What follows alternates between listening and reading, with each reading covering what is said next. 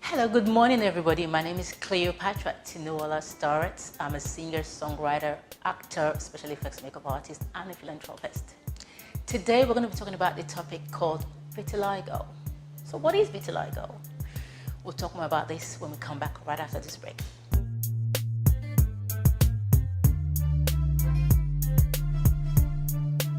Welcome back. So what is vitiligo? Vitiligo is a skin condition that is more or less associated with autoimmune disease.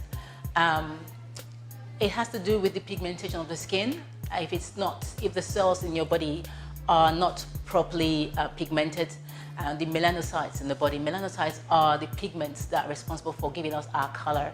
And sometimes it might not be working properly because the immune system is attacking itself by mistake. And so what happens is that those areas that it's attacking become lighter than a normal skin tone. And so it's not contagious, it's not a disease, it's just something that the body itself is fighting against itself, and it reacts in that way by making the skin lighter than it should be, really.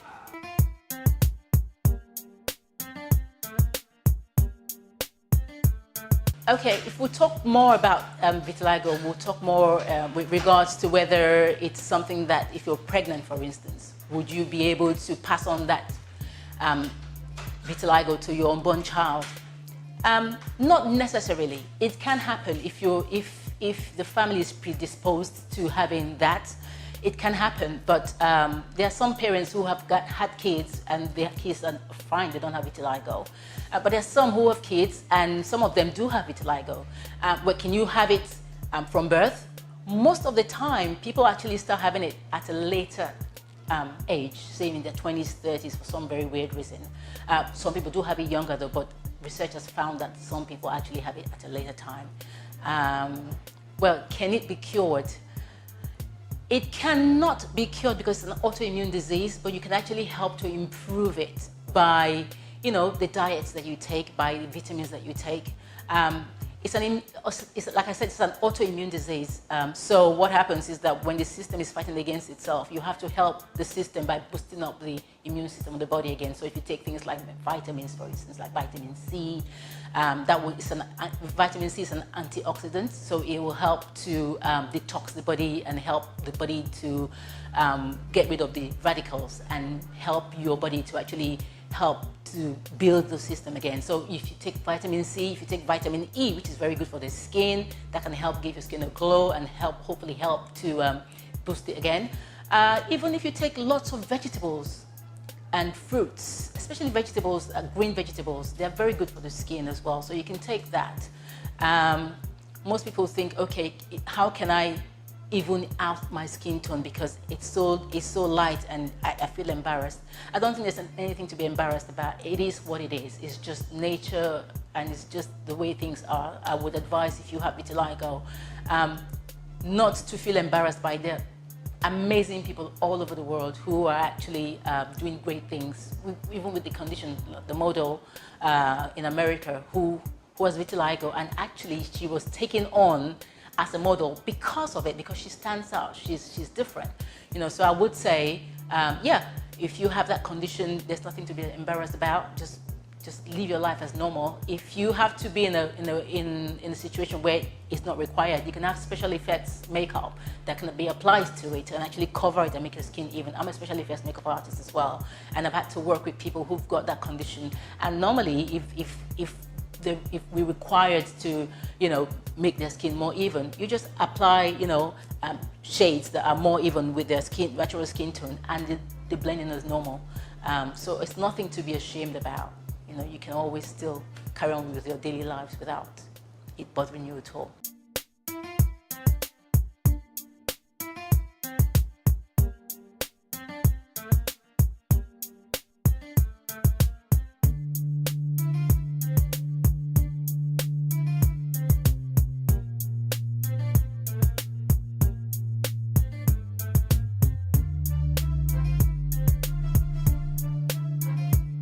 It doesn't necessarily increase with age. For some people it does. If they really have the bad case of it, it may seem like it increases with age. There are different types of vitiligo actually. Some are just asymmetrical. It can just happen anywhere. There's some that are more symmetrical, so they can just happen in one hand, in the other hand, and they look the same, and all that. For some people, it grows with time. It gets more and more. I mean, Michael Jackson suffered from it, and it got worse and worse and worse that he had to actually change his skin tone to blend because it was just spreading all over his body. But some people, it just stays as it is. So it doesn't necessarily, it just depends on the individual and the type of vitiligo that they have, because there's different types of vitiligo.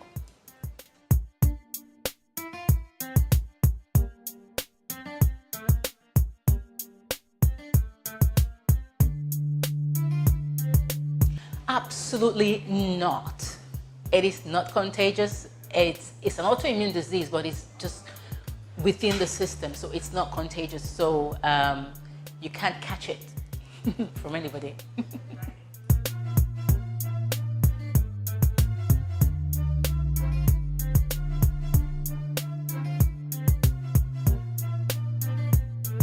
Yes, certain chemicals you may be predisposed to be affected or to increase the vitiligo if you already have it. But to say that certain chemicals would actually make you become a vitiligo person, I don't think that normally happens.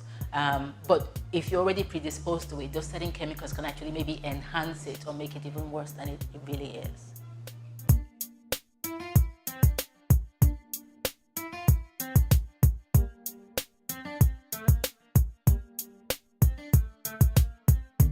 To an extent, I wouldn't say you were at risk, but I would say that there is this school of thought that because that part of the skin is quite light, if you are exposed to the sun for a long time, it is possible that the ultraviolet rays from the sun may affect the skin and you'll be predisposed to having skin cancer. So that's why they would normally advise you to use sun factor cream and stay away from the sun, because vitiligo, people that suffer from vitiligo, they should really not be directly under the sun all the time, and if they have to be, use for sun factor to protect yourself so you don't have skin cancer.